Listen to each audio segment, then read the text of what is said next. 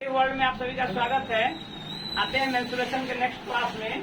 2 dimensional figure पर चल रहे थे। 2 डायमेंशनल में एक मात्र बच गया है ब्रिथ। ब्रिथ के बाद वैसे बहुत सारे पॉलीगन होते हैं, बहुत सारे बहुभुज होते हैं, लेकिन सबको काट करके त्रिभुज या चतुर्भुज के रूप में काट के उसका हम क्षेत्रफल निकाल सकते हैं। जैसे मानते हैं यह एक फिगर है, इसका कहेगा आपको क्षेत्रफल निकालने के लिए, तो इसको कोई भी बहुभुज हो उसको चतुर्भुज का क्षेत्रफल निकालना हम जान चुके हैं। चतुर्भुज और त्रिभुज, ये एक बहुभुज है, 1 2 3 4 5 6 भुजा है। समखष्टभुज नहीं कह सकते हैं इसको, लेकिन खष्टभुज कह सकते हैं। समखष्टभुज इसलिए नहीं कि सारी भुजाओं की लंबाई बराबर नहीं है, लेकिन 6 भुजा से घिरा हुआ क्षेत्र है, 6 सीधी भुजाओं से घिरा हुआ क्षेत्र है, तो हम इसको खष्टभुज कह सकते हैं। तो इसका क्षेत्रफल निकालने के लिए बस उन्हीं फॉर्मूला जो अभी तक हमने पढ़ा है, उसी फॉर्मूला का यूज करते हुए हम इसका भी निकाल सकते हैं। सबसे पहले इसमें मान लीजिए कि कोई भुजा दे दिया है, ये दे दिया है 8 सेंटीमीटर, ये है आपका 6 सेंटीमीटर, ये है 7 सेंटीमीटर, ये है 3 सेंटीमीटर, या XYZ में हो, ऐसे हमको लंबाई चौड़ाई अलग है। X, Y, Z, P, Q और R मानते हैं ये भुजा की लंबाई है। तो इसका क्षेत्रफल निकालने के लिए सबसे पहले आप क्या करिए, इसमें पहले इसको चतुर्भुज या त्रिभुज के रूप में ढाल दीजिए, और जितने चतुर्भुज या त्रिभुज आपस में बनेंगे उन सबको जोड़ देंगे। जैसे यहाँ से आप इसको मिला दीजिए,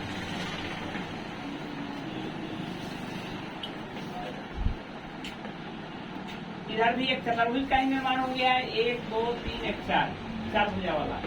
इधर भी एक चतुर्भुज, इधर भी एक चतुर्भुज। अब चतुर्भुज का क्षेत्रफल आप निकाल सकते हैं कि नहीं निकाल सकते हैं? यदि ऐसे भी नहीं निकले तो आप इसको त्रिभुज बना लीजिए। अब त्रिभुज जब निकल गया तो इसका क्षेत्रफल निकल सकता है, इजीली निकल सकता है। और डिफरेंट सारे को, इस त्रिभुज का क्षेत्रफल प्लस इस त्रिभुज का क्षेत्रफल प्लस इस त्रिभुज का क्षेत्रफल प्लस उस त्रिभुज का क्षेत्रफल, सबको जोड़ देंगे, इस बहुभुज का क्षेत्रफल निकल जाएगा। आते हैं एक फिगर इसमें मात्र छूट गया है, ब्रिथ। सीधी रेखाओं से घिरे हुए क्षेत्र को हम क्या कहते हैं?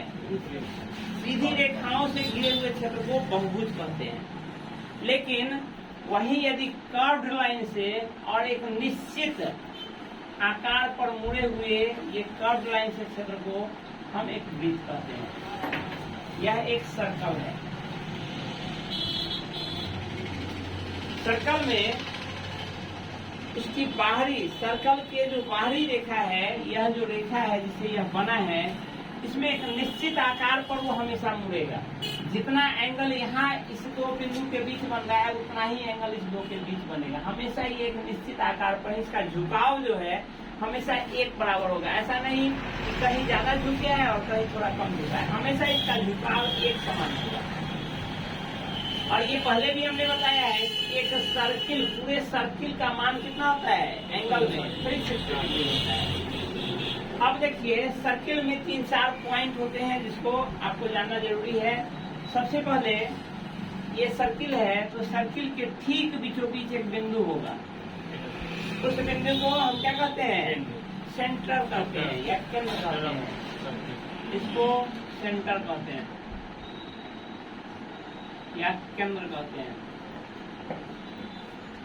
और यह रेखा जो बाहर से चारों तरफ से इसको घेरे हुए है, इसको परिधि या सरकमफ्रेंस कहते हैं। यह रेखा जो है, लाइन जो है, इसको हम परिधि कहते हैं या सरकमफ्रेंस कहते हैं।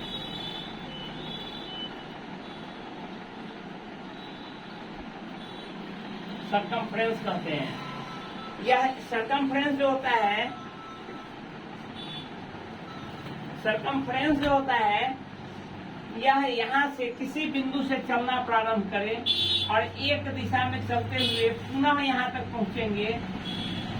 पुनः यहाँ से हम चलना शुरू करेंगे और यहाँ से पुनः जब हम पहुँचेंगे, टोटल डिस्टेंस जितना हमने ट्रेवल किया उसको सरकमफ्रेंस कहते हैं।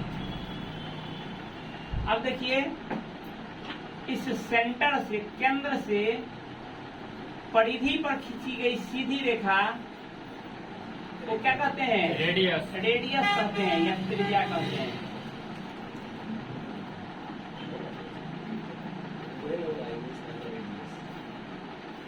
त्रिज्या कहते हैं।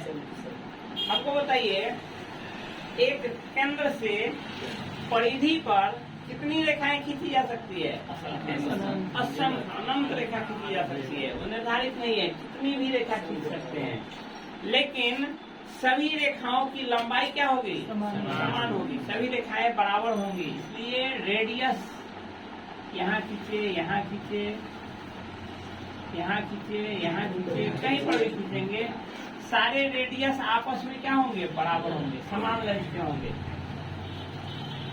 अब देखेंगे कि दो रेडियस यानी परिधि, इसको हम सिंपल कहते हैं डायमीटर, या इसको कहते हैं व्यास। व्यास क्या होता है? रेडियस से खींची गई सीधी रेखा, सॉरी रेडियस कर रहे हैं, सरकमफ्रेंस से खींची गई सीधी रेखा जो सरकमफ्रेंस को अन्य दूसरे बिंदु पर काटे और साथ ही वह केंद्र से गुजरे, वो क्या होगा? वो व्यास होगा, डायमीटर होगा। यानी परिधि से खींची गई वह सीधी रेखा जो वृत्त के अंदर से गुजरकर वृत्त के परिधि के दूसरे बिंदु पर मिले, साथ ही वह केंद्र से होकर गुजरे। क्या ये बताइए तो, ये एक व्यास है? नहीं है। नहीं है। यह भी परिधि के एक बिंदु से दूसरे बिंदु पर खींची गई रेखा है, लेकिन इसमें कमी क्या रह गई? यह सेंटर से नहीं गुजरा, यह केंद्र से नहीं गुजरा।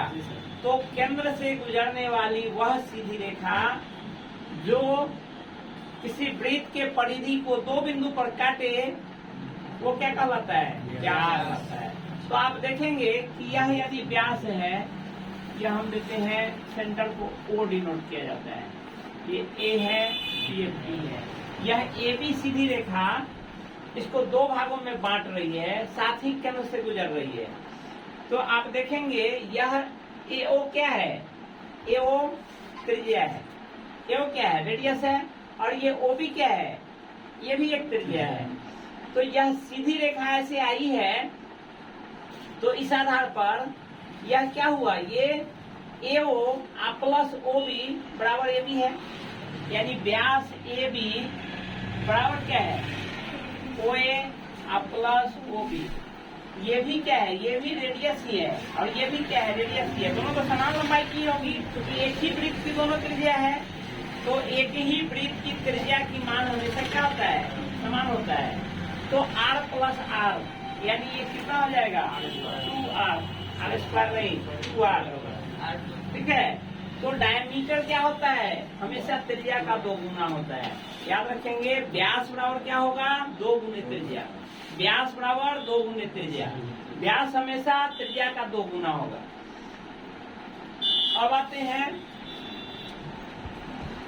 यह एक वृत्त है, यह एक वृत्त है, यह एक वृत्त है।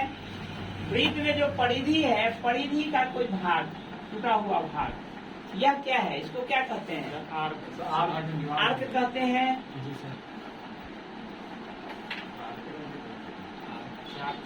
चाप कहते हैं इसको। आर्क कहिए या चाप कहिए, यह क्या है? एक आर्क है। परिधि का कोई भाग, कोई पार्ट हम जो ले लेंगे वो क्या होगा? आर्क होगा, चाप कहलाएगा। साथ ही ये एक वृत्त है, वृत्त में एक आर्क होगा। यदि ठीक बीचों बीच से काटे, यानी डायमीटर खींच दे, यदि सेंटर से होते हुए गुजरे, तो हम देखते हैं कि इस सरकमफ्रेंस को कितने भागों में बांटा? यह ऊपर वाला पार्ट और यह नीचे वाला पार्ट, 2 पार्ट में बांट दिया। 2 आर्क हुआ। दोनों आर्क क्या होगा? दोनों आर्क का मान क्या होगा? समान होगा। यदि डायमीटर से अलग हुआ है आर्क, तो डायमीटर से अलग हुए आर्क, दोनों आर्क का मान क्या होगा? समान होगा, यानी परिधि का हाफ होगा। यदि हमने यह तो नहीं कहा है कि आर्क केवल बीच से काटेगा तभी आर्क होगा। यदि साइड से काट दे तभी आर्क होगा, तभी आर्क होगा। तो साइड से काटे तो यह देखिए यहाँ से यहाँ तक एक आर्क हुआ और यहाँ से यहाँ तक एक आर्क हुआ। तो इसको कहते हैं माइनर आर्क, इसको कहते हैं माइनर आर्क, लघु चाप। और इसको कहते हैं मेजर आर्क। ये क्या है? ये बड़ा भाग है ना, ये हमारे वृत्त का ये छोटा भाग है और इसी वृत्त का ये बड़ा भाग है, दो भाग में काटे हैं। तो इसको कहेंगे माइनर आर्क या लघु चाप, इसको कहेंगे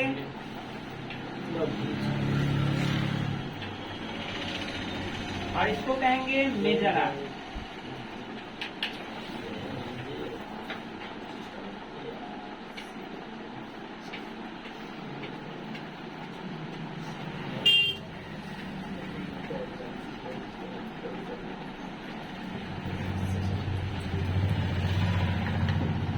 ठीक है। चाप को जो सीधी रेखा जोड़ती है, चाप के दो बिंदु को जो सीधी रेखा जोड़ती है, अर्थात यह रेखा जोड़ ही रही है ना, या तो आर्क को अलग कर रही है या जोड़ रही है, दोनों एक ही सेंस होता है। यही रेखा है जो इस दोनों आर्क को अलग भी कर रही है, यही रेखा है जो इस आर्क के इस पॉइंट को इस पॉइंट से जोड़ रही है। ठीक है। तो जो आर्क के दो बिंदु को जोड़े, जैसे यहाँ ये, इसको क्या कहते हैं? इस रेखा को क्या कहते हैं? इसको जीवा देखें। नहीं, बच्चा लोग एक बच्चा लोग एक ये अरे बच्चा लोग एक कॉमेडी देखता है, उसमें जीवा एक कैरेक्टर है।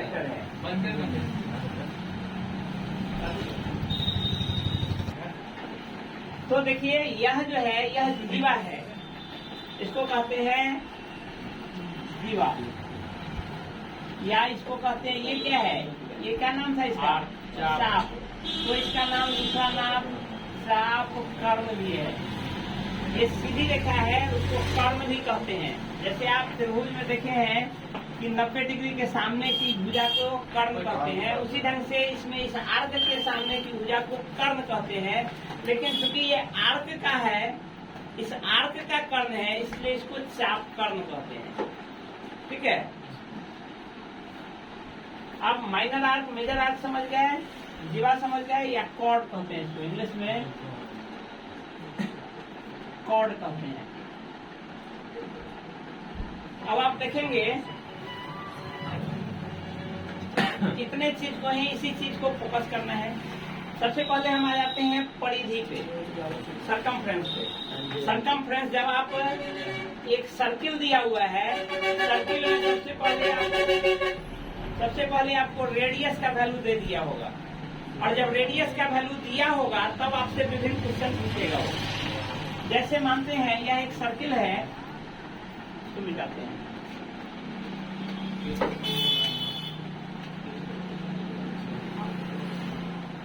यह एक सर्किल है। सबसे पहले दो चीजें लिखिए। पहले तो लिखिए वृत्त की परिधि इज इक्वल टू होता है 2 पाई r या पाई d, d diameter, d is diameter. अभी आपने देखा था कि 2r इज इक्वल टू क्या होता है? d होता है। डायमीटर क्या होता है? त्रिज्या की 2 गुना होता है। तो यहाँ इस 2r के बदले हम क्या कर दिए? पाई का पाई रह ही गया, और इस 2r के बदले हमने क्या लिख दिया? डायमीटर लिख दिया। तो कोई कंफ्यूजन नहीं होना चाहिए। जहाँ पाई इज इक्वल टू क्या होता है? Pi is equal to 22/7। Pi का वैल्यू फिक्स है, 22/7 होगा। ये 2r हम जानते हैं कि 2r बराबर क्या होता है? डायमीटर। डायमीटर बराबर क्या होता है? 2r। व्यास बराबर क्या होता है? त्रिज्या का 2 गुना। तो हम वही चीज हम यहाँ कर दिए हैं पाई में सीधे डायमीटर से गुना कर दिए तभी वही चीज आएगा। दूसरा वृत्त का क्षेत्रफल इक्वल टू होता है पाई आर स्क्वायर। फिर r is radius of circle pi r square.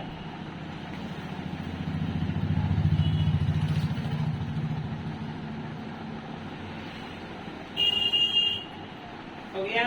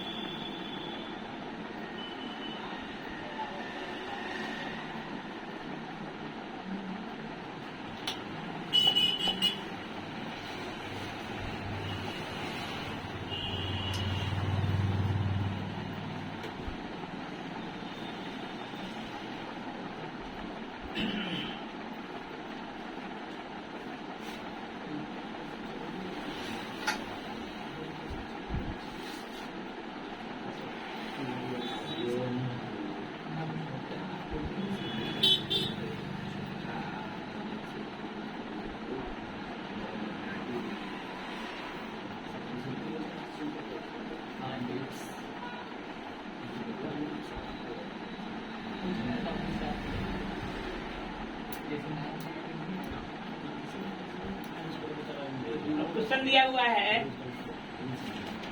Question है एक सर्किल है जिसका डायमीटर 14 सेंटीमीटर है, उसका पेरीमीटर भी निकालिए और उसका एरिया भी निकालिए। तो पेरीमीटर 44 होगा। चलिए देखिए, जैसे हमने लिखा है कि वृत्त की परिधि बराबर क्या होता है 2 पाई आर है। दोस्तों फॉर्मूला से यदि निकालेंगे परिधि तो परिधि बराबर क्या हो जाएगा 2 पाई का वैल्यू 22/7 और आर का वैल्यू कितना है, यहाँ डी का वैल्यू 24 सेंटीमीटर है, सॉरी 14 सेंटीमीटर है, तो आर का वैल्यू क्या होगा 7 सेंटीमीटर। इसका half, just half of diameter is equal to radius. तो 14/2 करेंगे तो 7 हो जाएगा। इससे इसको कटा दीजिए, 22 दूना 44 सेंटीमीटर इसका क्या हो गया परिधि हो गया। उसी तरह से जब उसका क्षेत्रफल निकालेंगे, क्षेत्रफल का ये होता है फॉर्मूला पाई आर स्क्वायर, पाई का वैल्यू 22/7 और आर है 7 सेंटीमीटर, 7 सेंटीमीटर इंटू 7 सेंटीमीटर, एक 7 कैंसिल हो गया, 22 154 और centimetre into centimetre centimetre square, ये आप उसका क्षेत्रफल हो गया। अब आते हैं इससे आगे,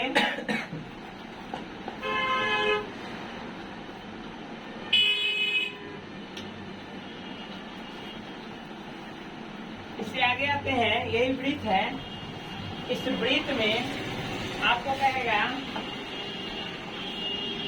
आपसे कहेगा कि इसका यह पार्ट, इस पार्ट को क्या कहते हैं,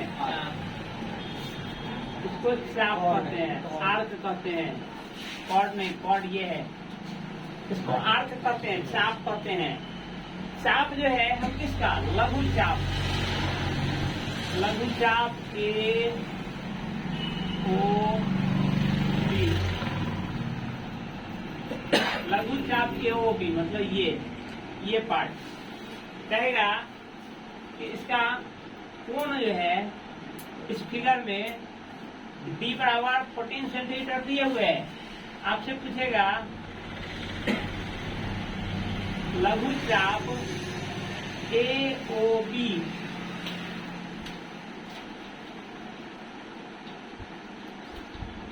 सौ डिग्री है, 100 डिग्री है,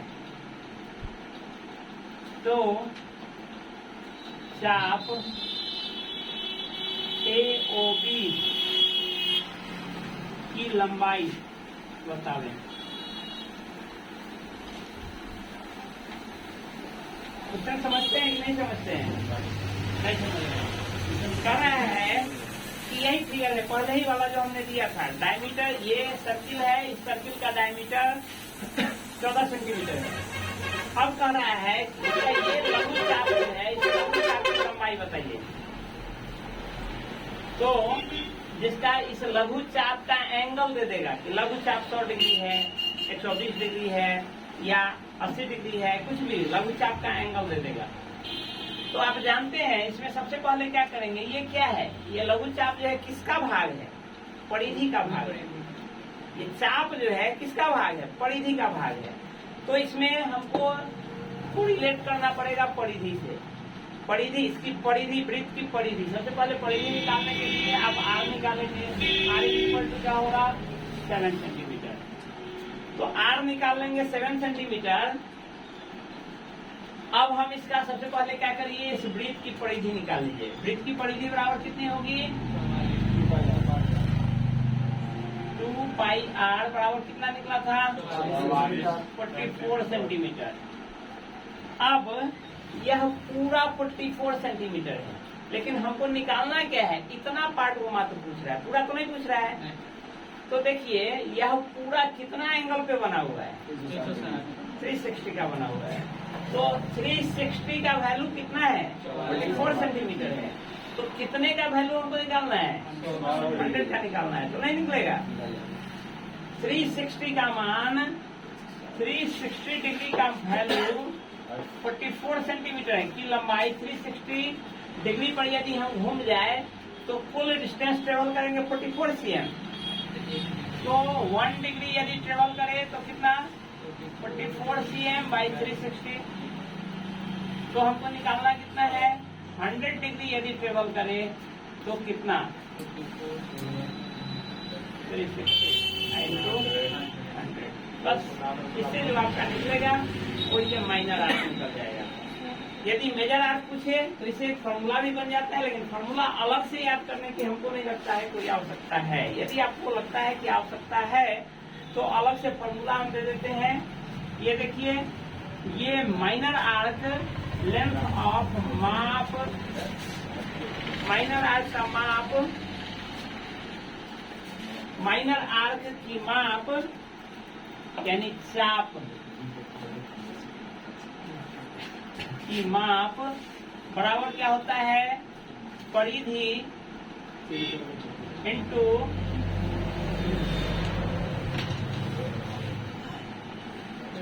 चाप का कोण बटा 360। चाप की माप बराबर होता है परिधि गुने चाप का कोण बटे 360। हालांकि इसको अलग से याद करने की जरूरत नहीं है, सिंपल आप ये याद रखेंगे, ये हमेशा कॉन्सेप्ट माइंड में बैठा रहेगा, यही कॉन्सेप्ट है। आप यहाँ भी देखिए वही चीज हुआ है, ये परिधि था, आगू में ये एंगल था, दिया हुआ एंगल, और ये क्या था, ओवरऑल एंगल, वही सेम चीज है, ये फॉर्मूला है।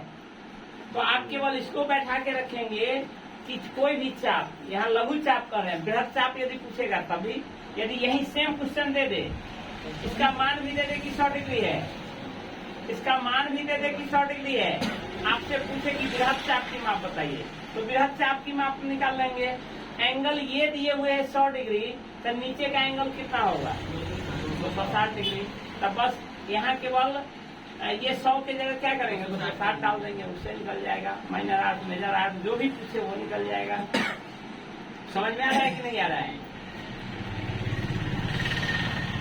तो यहाँ पर आपने देखा क्या क्या, परिधि, क्षेत्रफल, माइनर आर्क, मेजर आर्क, इसकी लंबाई निकालना, उसका क्या कहते हैं, डायमीटर, ये सब आप इजीली इनसे निकाल सकते। केवल कॉन्सेप्ट बैठाने की जरूरत है, ये जरूरी नहीं है कि हम अलग से उसका कुछ याद करें। कॉन्सेप्ट याद है तो वो स्वतः फॉर्मूला डिराइव हो जाएगा, अलग से कुछ करने की जरूरत नहीं है। चलिए तो हम देखते हैं, आज तक ही हुआ, कल से 3 डायमेंशनल फिगर में चलेंगे और उस पर उसका एक चीज और बढ़ेगा। जैसे अभी तक हमने क्या पढ़ा है, परिधि, क्षेत्रफल, लेकिन 3 डायमेंशनल में तीसरी दिशा भी होती है, लंबाई चौड़ाई के साथ साथ तीसरी दिशा भी होती है जो ऊंचाई होती है, इसलिए उसमें एक नया चीज जुड़ जाएगा। क्या जुड़ेगा, वॉल्यूम, आयतन, आयतन पर भी उसमें चलेंगे। तब तक के लिए धन्यवाद।